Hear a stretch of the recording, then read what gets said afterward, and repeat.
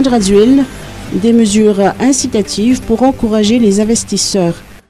Après 2 journées de discussions et de négociations intenses entre les autorités étatiques et les investisseurs de tous bords, le Forum national des investissements pour l'émergence de Madagascar a été clôturé le 29 octobre au centre de conférence internationale d'Ivat.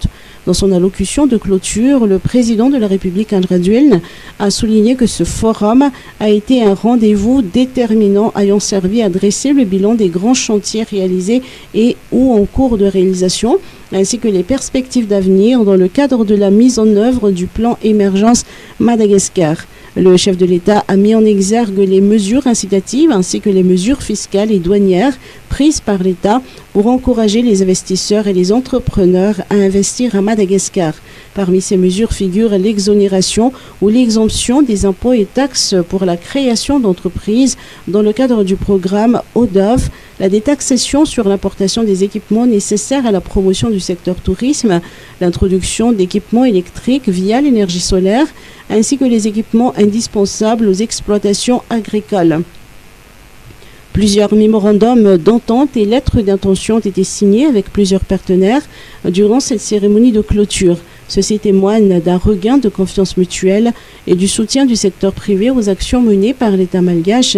Parmi ces mémorandums signés figure entre autres la mise en place d'une centrale biogaz et d'incinération des déchets à Angelange, la construction d'infrastructures hôtelières haut de gamme et écologes sur des réserves foncières touristiques, la mise en place d'unités de production agricole et de semences ou encore le développement de la nouvelle ville Tanamasoin. Son Excellence Monsieur Arnaud Guillois, la France s'investit davantage à Madagascar. En marge du Forum national des investissements pour l'émergence de Madagascar au CCI d'Ivat, l'ambassadeur de France, son Excellence M. Arnaud Guillois, a renouvelé l'engagement de la France à contribuer aux efforts de développement de Madagascar. Écoutons ses propos dans cet extrait. Le plan émergence Madagascar, c'est un travail au long cours. Ce sont des initiatives, c'est une vision. Et puis maintenant, on en est au stade de la réalisation, très concrètement. Donc il faut que chacun se mobilise. Tout ne sera pas possible naturellement en quelques mois ou en quelques longues années, parce que cela va de soi, il y a des projets qui nécessiteront des financements, il y a des projets qui nécessiteront beaucoup de temps, je pense naturellement, et par exemple aux infrastructures routières naturellement. Et comme ambassadeur de France, j'ai eu la chance depuis mon arrivée récente dans le pays d'avoir des échanges très approfondis avec les autorités malgaches et singulièrement le président de la République, en lien aussi avec les bailleurs internationaux, en lien avec les partenaires internationaux, avec des questions, avec des réponses.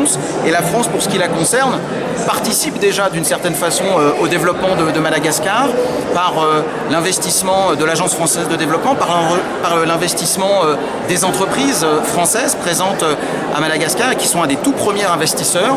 Et donc nous allons continuer à participer à cet effort au bénéfice, parce que c'est ça l'essentiel, de la population malgache. Son Excellence M. Arnaud Guillois a également abordé les crises énergétiques liées à la guerre en Ukraine. De son avis, tous les pays devraient se projeter vers l'avenir. Vous avez tout à fait raison. Madagascar et le monde connaissent 2 crises exogènes, extérieures à Madagascar. D'abord la crise Covid, dont maintenant, je l'espère, nous sommes sortis. Et puis l'invasion de l'Ukraine par la Russie qui fait augmenter les prix énergétiques, qui fait augmenter le prix du blé. Mais je crois que parce qu'il y a des crises, il ne faut pas empêcher le processus de réforme. C'est ça qui est indispensable. Le pays, mais Madagascar comme tous les pays du monde, doit en permanence s'adapter, doit innover, doit réformer ses lois, sa méthode de gouvernance, doit se projeter dans l'avenir avec, en l'espèce, le plan émergence. Et je crois que c'est justement parce que le monde connaît des crises multiples qu'il faut se projeter dans l'avenir et donner une perspective à sa population. Développement durable, un forum des organisations de la société civile. Le forum des organisations de la société civile se tiendra les 3, 4 et 5 novembre à la gare Soaran d'Antananarivo, organisé sous le thème « Les organisations de la société civile engagées dans la gestion durable des ressources naturelles pour défendre les intérêts et les droits communs ».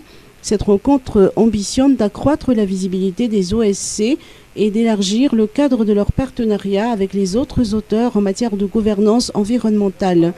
Selon les précisions apportées à la presse en Tanarine aujourd'hui, il s'agira de mettre en avant leur place en tant que pilier majeur de la bonne gouvernance à travers la défense des droits et des intérêts communs, la promotion des communautés dans la région durable des ressources naturelles et le plaidoyer pour la mise en place d'un cadre favorable à une gouvernance participative de ces ressources.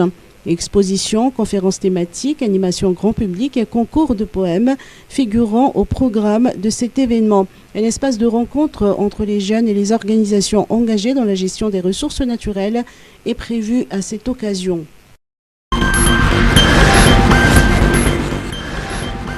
Covid-19, 43 nouveaux cas en une semaine. Le nombre de personnes atteintes du Covid-19 repart à nouveau à la hausse.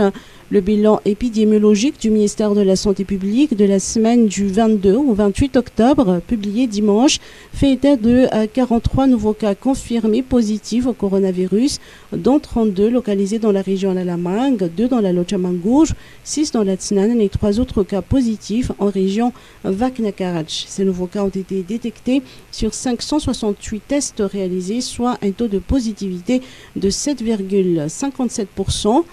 Des 53 cas actifs, aucun patient ne présente une forme grave de la maladie et aucun décès n'est à déplorer sur la même période.